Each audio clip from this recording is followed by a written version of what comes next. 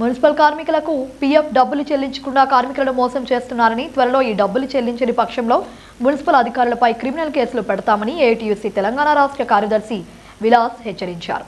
తమ పెండింగ్ వేతనాలతో పాటు పీఎఫ్ డబ్బులు చెల్లించాలని డిమాండ్ చేస్తూ ఆదిలాబాద్ మున్సిపల్ కార్యాలయం ఎదుట మున్సిపల్ కార్మికులు చేపట్టిన ధర్నాలో ఆయన ముఖ్య అతిథిగా పాల్గొన్నారు. ఈ మేరకు విలాస్ మాట్లాడుతూ గత 2 నెలలుగా వేతనాలు చెల్లించకపోవడంతో మున్సిపల్ కార్మికులు ఆర్థిక ఇబ్బందులు ఎదుర్కొంటున్నారని అన్నారు. 60 మంది కార్మికులకు సంబంధించిన ఏరియర్స్ చెల్లించకపోవడంతో పాటు పీఎఫ్ డబ్బులను సైతం ఏప్రిల్ నుండి చెల్లించకపోవడం దారుణమని మండిపడ్డారు.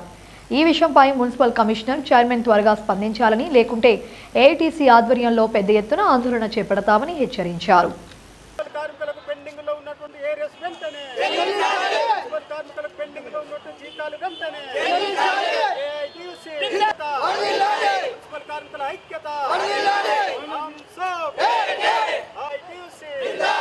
మున్సిపల్ కార్మికుల జీతాలు 2 నెలలు డిసెంబర్, జనవరి పెండింగ్ ఉన్నది. ఇప్పుడు ఫిబ్రవరి నడుస్తుంది. అయితే మరి జీతాలు లేకుండా ఎట్లా కుటుంబాలు నడుస్తాయి? మరి మున్సిపల్ అధికారులకు తెలాలి, కమిషనర్కే తెలాలి, చైర్మన్కే తెలాలి. ఇంత మట్టుకు పేమెంట్ జరగలేదు. అదేవిధంగా 60 మంది ఏరియర్స్ ఇంకా పేమెంట్ చేయలేదు.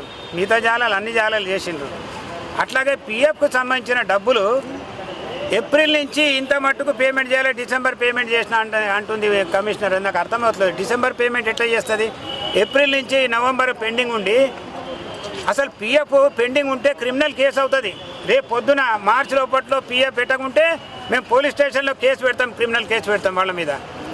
అట్లాగే ఇప్పుడు కమిషనర్ గారు, చైర్మన్ గారు కూడా ఏం వాగ్దానం చేసిండ్రు? ఈరోజు మేము డిసెంబర్ నెలది చెక్లు రాసిస్తామని చెప్పిండ్రు.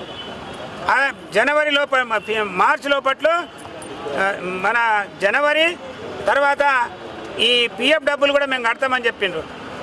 ఈ వాగ్దానాలు ఒకవేళ అమలు కాకుంటే మేము ఖచ్చితంగా పని బంద్ చేస్తాం. మరి అది మా బాధ్యత కాదు. ఎందుకంటే ఇప్పుడు పిఎఫ్లో కూడా మోసం జరుగుతుంది. పిఎఫ్ కటింగ్ ఏమో 2500 కట్ చేస్తుండ్రు, 1800 ఏమో పేమెంట్ చేస్తుండ్రు, అకౌంట్లో పేమెంట్ చేస్తుండ్రు. ఇది మోసం జరుగుతుంది. మిగతా డబ్బులు ఎట్టుపోతున్నాయి. మరి ఇది ఎవరికి తెలియదా? కమిషనర్కు తెలియదా? మిగతా వాళ్ళకి తెలియదా? చైర్మన్కు తెలియదా? మరి ఎట్లా అవుతుంది? 700 ఎట్లా నష్టమవుతుంది? ఇదంతా తెలియాల్సిన అవసరం ఉన్నది. దీని కొరకు ఏఐటీసీ పోరాటం చేస్తుంది.